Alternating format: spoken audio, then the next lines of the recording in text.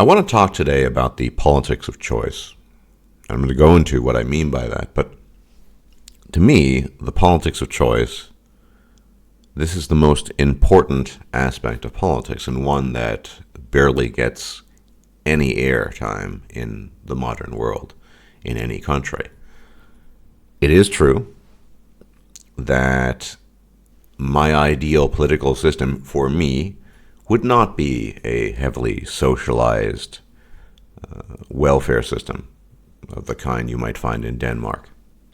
If I could live in my own little paradise-like state, yeah, there probably would be no income tax or a flat tax of 5%, a government that does the absolute minimal, so you might have fire services, police services, and courts, and a military, and that's it. That would be it. But I am a realist and I'm a pragmatist, and that's just not going to happen for all number of reasons. People have different mentalities, people have different preferences, and very few people would have that preference. Now, I'll get into that in a bit, but the usual suspects popped up in the comments section. I have a nagging troll. He seems to be subscribed to me merely to be a troll. I won't dignify his trolliness by naming him, but it was claimed, for example, that had my guest been a Muslim man or a black man on welfare, I would have called him out and eviscerated him. Now, my guest, as I pointed out, as he pointed out, has been ill for a while and can't work, and thus is on Danish welfare. And as a consequence, I should have called him out to be consistent or some shit like that. But here's the thing people don't know about me. I believe in the politics of choice, meaning if a group of people come together and decide they want a certain system and a certain thing, they should have it. And this seems fairly well attested in Danish society. Over a period of decades, the Danes got together essentially and decided on the system they wanted, and a culturally and historically homogeneous people went for a certain system of government and a certain economic system, a certain system of welfare. Now, I don't have a problem with that. That's not the society that I want to live in, but if a group of people come together and decide collectively to do that, that's fine. Now, I'm going to go shift gears here to the United States. Now, the theoretical ideal of the United States would be a federal government with no authority beyond what's entailed in the Constitution, and the 10th Amendment possibly being one of the most important amendments around, meaning that states' rights are supreme rights beyond the Bill of Rights and the First Amendment, the Second Amendment, the Fourth Amendment, etc. Meaning that in the theoretical ideal of the United States, you could have the politics of choice. You could have states with widely divergent policies. Now, we're going to assume here that there'd be no federal income tax, which, as most of you know, didn't exist until the early 20th century. So people in the United States could collectively get together and have a state that is heavily socialized like Denmark, where they pay 60% income tax with very generous welfare and so on and so forth. And that would be absolutely fantastic for them. And then you could also have a state more akin to what I would like to have with no income tax, or 5%. And there would be no welfare and socialized medicine and all of that. So that is the ideal, I think, to strive for. Not my ideal, but the ideal of having political choice for multiple people of different persuasions and different preferences. And the fact of the matter is, we live in a world of a lot of variety when it comes to political choice and political preference. I would never claim that my preference is the best for everyone. I just think after experiencing different economic situations in different countries, that a system where I can actually keep everything or virtually everything is a lot better. Now, I was paying about 3.3% tax on my salary when I was working in South Korea. And now that's not a universal, there's a different system for foreigners there, but it was very beneficial. I saved a shit ton of money. What can you save if the government is taxing you 60%? Well, that's my view. But if people want to live in that system, then they should. And I applaud them and I encourage them to try it out. So I'm not hostile in the face of it to something like socialism. I just don't want to live in that myself. And I want people who like that sort of thing to have that option. And I would like people such as myself to have other options of very limited government and limited to no taxation and that sort of thing.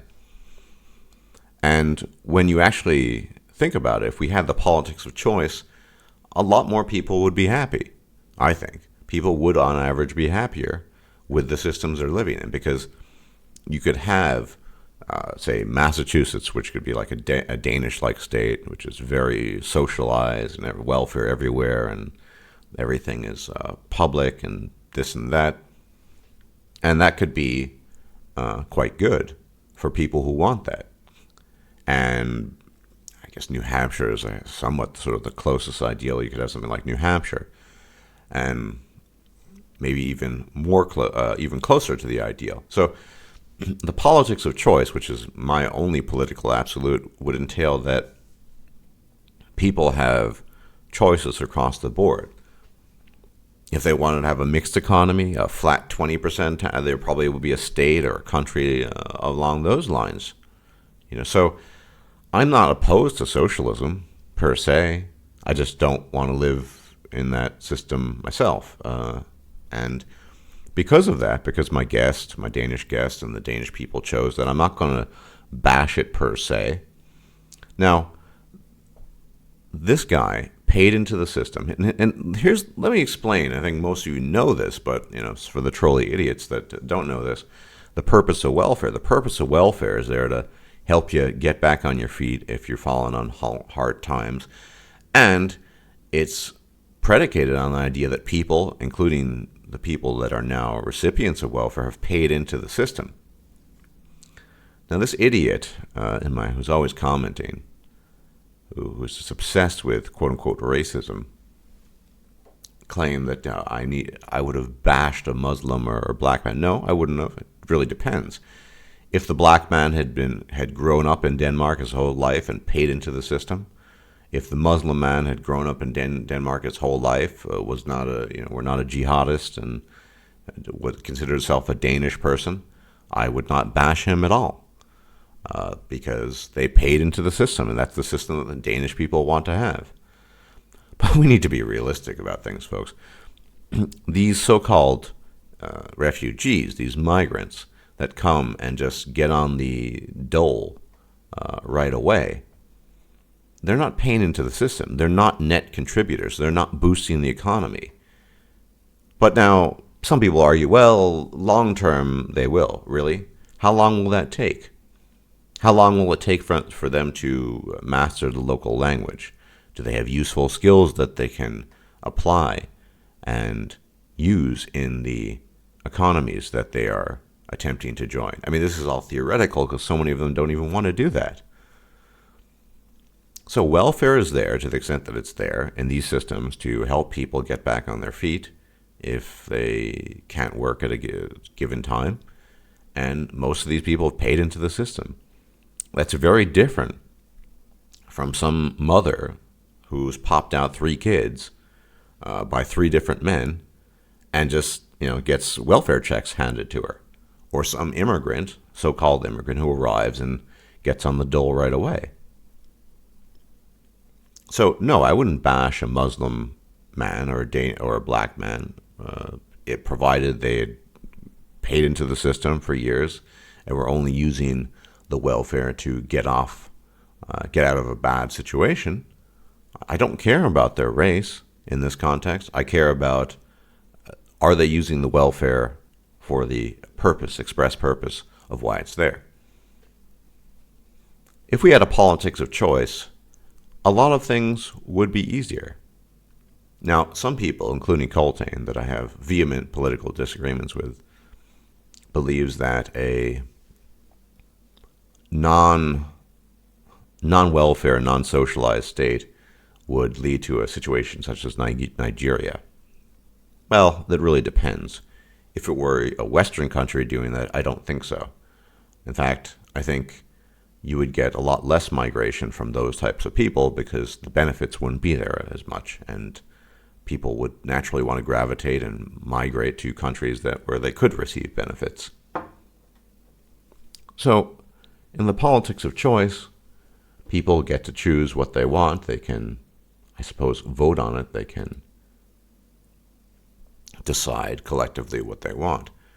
Not in the standard democratic model, which, as many of you know, is often referred to as mob rule in a coat and tie or mob rule in a sports coat. Because in the system we have now, it's 51% want this and 49% get fucked over. So my ideal is the politics of choice. It's not actually my political system that's my ideal, but a system of governments that offers variety. Kind of like the market in a way. So you can choose the kind of microphone you want to buy and use. You can choose the kind of CPU you want. You can choose the cough medicine that you want to employ to ameliorate your coughing state.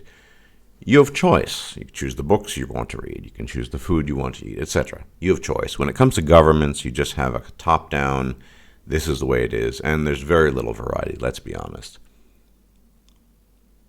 Most states tax heavily. They might not be quite as socialized as Denmark, but they're closer to that than my secondary ideal. But we don't have that. And the United States, it's why when I think about the United States, it makes me so sad, had that potential. And I guess theoretically still does. Very little federal government authority, and the states can pretty much do what they want. And I'm convinced we would see populations gravitating, migrating to certain types of states and economies, and everyone would be relatively content. The followers of Bernie Sanders would get what they want. Everything would be public. They could pay 90% income tax. Everything would be done by the government, the state government, and other states would allow the private industry to provide these services. And we wouldn't have to pay any income tax because the federal income tax wouldn't be there, right? But that's not the way it works, and that's not the world we live in. So above all, the most important thing here that I want to stress is I believe in the politics of choice. Not everyone believes in the same politics, which is to say some people believe in absolute universals. I don't. I think what's good for me isn't necessarily good for other people. Some people are allergic to types of nuts, so they shouldn't be eating nuts. I like nuts. I'm not allergic to them, so occasionally I'll have them. Same principle, really. And I think that, above all, should be the most important thing when we consider politics. And then we can talk about our individual political philosophies. But the reason why I don't just bash someone who's on welfare is because if the guy is sick and he's on welfare because he can't work, well, that makes sense, provided he's paid into the system. It has nothing to do with race or ethnicity here. Anyway, thought I might want to clarify that, what I mean by politics of choice, and hopefully there'll be more material in the future. And if anyone has interest in participating in Perspectives, I'll say it again, please send me a message. If you've already sent me a message and I've been remiss in getting back to you, then resend a message, and I will do my best this time around to get back to you in a timely fashion, and we will have a chat and hopefully an interesting session of Perspectives. So, everyone, thanks for listening, and enjoy your forthcoming weekend. Bye-bye.